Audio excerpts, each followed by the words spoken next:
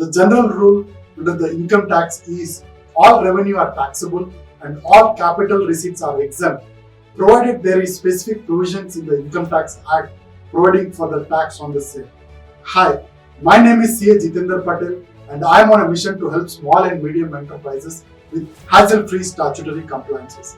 In this video, I am going to share 5 heads of income under the Income Tax Act. Number 1. Income from salary. The income generated from employer and employee relationships are taxable as income from salary. This also includes the perks like rent-free homes, house rent allowances, leave travel allowance, staff allowance, driver's allowance, car allowance, gifts, etc. The salary includes the salary from the present or former employer during the year, including advance salary received, pension, gratuity, leave salary, bonus, etc. Arrears of salary which is not taxed earlier will also be taxed in the year which is due or paid. For example, if the government announced hike in dearness allowance from 1/4/2010 today, then the same will be taxable in the financial year 22-23. It is worth to note that the salary received by the partner of the firm is taxable as income from business and profession rather than income from salary.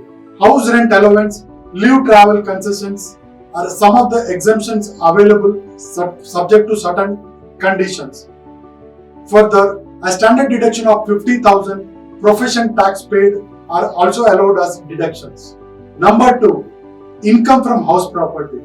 Any income generated from land and building are taxable under income from house property. Rent received from flats, shops, commercial complex, etc. are taxable under this head. Any areas of house property of previous year, if not taxed earlier, will also be taxed during the year. Property tax paid, standard deduction of 30%, interest paid on purchase, construction or renovation of property are some of the deductions available in case of income from house property. Further, it is important to note that rent received from land, renting of plant and machinery is taxable under the head income from other sources, which we will be discussing later. Number 3. Income from business or profession. Any profit derived from carrying on business or profession is taxed under this head. Business include buying and selling of goods, manufacturing of goods, providing of services, and so on.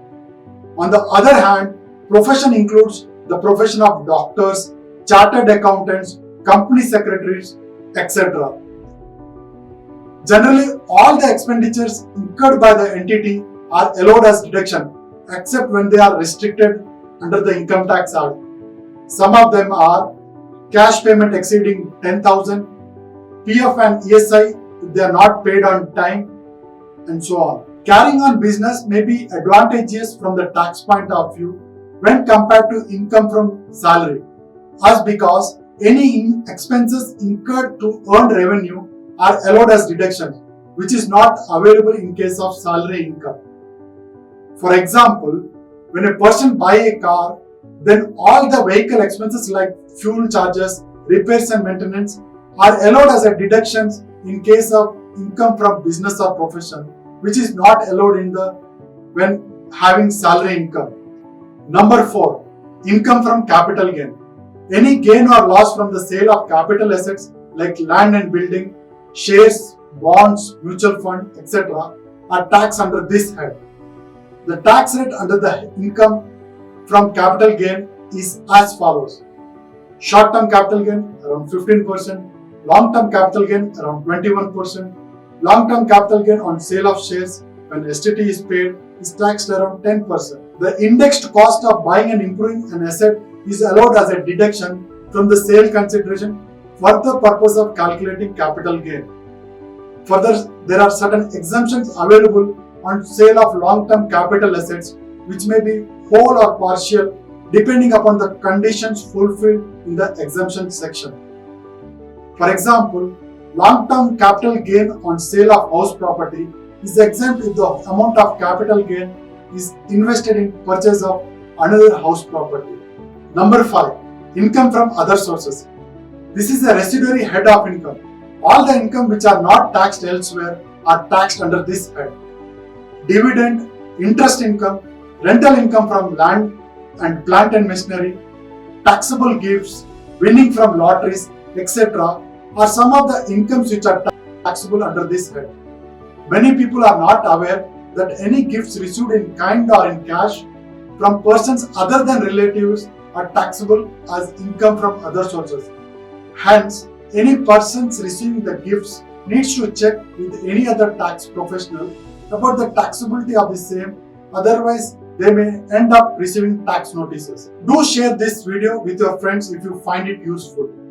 For more informative content like this, do subscribe to my channel. This is CA Jithendar Patel signing out. See you in my next video.